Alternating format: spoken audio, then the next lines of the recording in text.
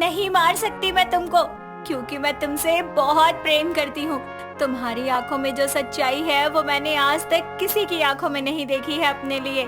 तुम मेरे सच्चे जीवन साथी हो। हमारा प्रेम एक अनोखी दास्तान बनेगा, एक ऐसी अनसुनी दास्तान जो कभी किसी ने न देखी हो न सुनी हो। मंदाकिनी नागलोक की सबसे खूबसूरत और बलशाली नागिन थी। वो इतनी ज्यादा खूबसूरत थी कि बड़े बड़े राक्षस भी उसका रूप देखकर उस पर मोहित हो जाते थे। ऐसे ही एक दिन मंदाकिनी झील किनारे बैठी अपने केश धो रही होती है। तभी उसे आभास होता है कि कोई उसे देख रहा है और वो बोलती है, कौन है वहाँ? सामने आओ। मैंने कहा कौन है, सामने आओ।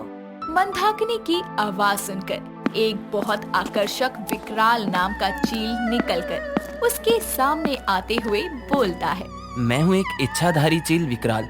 आपको छुपकर देखने की गुस्ताखी मैं ही कर रहा था। चील, वो भी नागलोक में? अपने दुश्मनों के घर कैसे आ गए? जरूर कोई खास वजह होगी। क्या मैं वो वजह जान सकती हूँ? आप ही वो वजह हैं, आप ही वो मकसद हैं। आपका ये रूप पता नहीं क्यों मुझे बार बार आपको देखने, आपको चाहने की गुस्ताखी करने पर मजबूर कर देता है। मौत से डर नहीं लगता क्या? जिस पल आपको देखा था मर तो मैं तभी गया था, अब बस आपके ख्यालों से ही जिंदा हूँ। ये रूप, इस रूप का जहर तो मैं हंसते हंसते पी जाऊं। दुश्मनों पे एतबार करना इस नागिन को नहीं आता। आप कहें तो खुद नागराज के सामने जाकर कह दूं कि हाँ मैं यहाँ आया हूँ और मुझे सजा दो, भले ही मौत मिल जाए, कम से कम आपको मेरी चाहत पर यकीन तो आ जाएगा। नहीं नहीं, ठीक है, यकीन करते हैं तुम्हारा। मैं आपको आपका चेहरा दिखाता हूँ, आप कितनी खूबसूरत हैं। रुकिए। इतना कहकर विकराल अपनी कमर में दबा हुआ खंजर निकालता है जो कि शीशे की तरह चमक रहा था, जिसे वो मंदाकिनी के पास लेकर जाता है और धीरे धीरे उसके करीब जाकर उस खंजर में उसको उसी का चेहरा दिखाते हुए बोलता है, देखा तुमने खुद को? जादू हो तुम, जादू। ऐसा जादू जो किस पर चल जाए कोई पता नहीं, और जिस पर भी चलेगा वो कभी किसी और का नहीं हो सकता, बस तुम्हारा ही होकर रह जाएगा। आज से पहले किसी की बातों ने मुझे इतना खुश नहीं किया।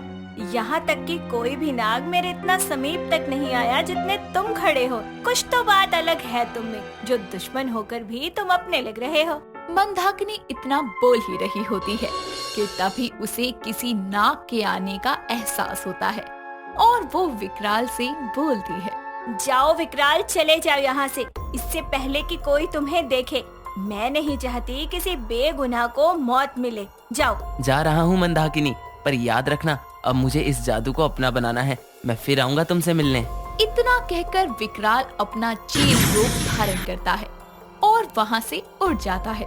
तभी मंदाकिनी की दोस्त कुमकुम वहाँ आती है और बोलती है, मंदाकिनी, कौन था? किससे बात कर रही थी तुम? अभी मैंने एक बहुत बड़े चील को उड़ते हुए देखा। कुछ भी नहीं, मैं तो किसी से भी बात नहीं कर रही थी। मैं तो बस गीत गुनगुना रही थी, तभी तुम आ गई। बताओ क्या हुआ? अचानक से इस वक्त यहाँ क्यों आई हो? वो नागराज ने तुम्हें बुलाया है। वो तुम्हारे विवाह के विषय में तुमसे बात करना चाहते हैं। क्या? मेरा विवाह? ठीक है, जाती हूँ। इतना कहकर मंदाकिनी भी अपना रूप परिवर्तन करती है और वहाँ से सीधा नागराज के महल में जाती है, जहाँ नागराज के साथ इच्छाधारी नाग ऋतुराज भी बैठा हुआ था, जो बहुत समय से मंदाकिनी को चाहता था और उससे शादी करना चाहता था। मंदाकिनी महल में पहुंचकर अपने अर्धनागिन रूप में आकर बोलती है, नागराज को मंदाकिनी का प्रणाम। प्रणाम मंदाकिनी, बहुत ही उचित समय पर आई हो। जी नागराज, मुझे कुमकुम ने यहाँ भेजा है, कह रही थी कोई जरूरी बात करनी है। हाँ हाँ मंदाकिनी, इनसे मिलो। ये है इस नागलोक के सर्वोत्तम नाग ऋतुराज। हम चाहते हैं मंदाकिनी कि तुम और ऋतुराज एक हो जाओ और विवाह कर लो। किंतु नागराज, मैं अभी विवाह नहीं करना चाहती। मंदाकिनी, हम ये नहीं कह रहे पुत्री कि तुम अभी के अभी विवाह कर लो। कुछ वक्त समझो तुम ऋतुराज को, फिर हमें अपना फैसला बताना।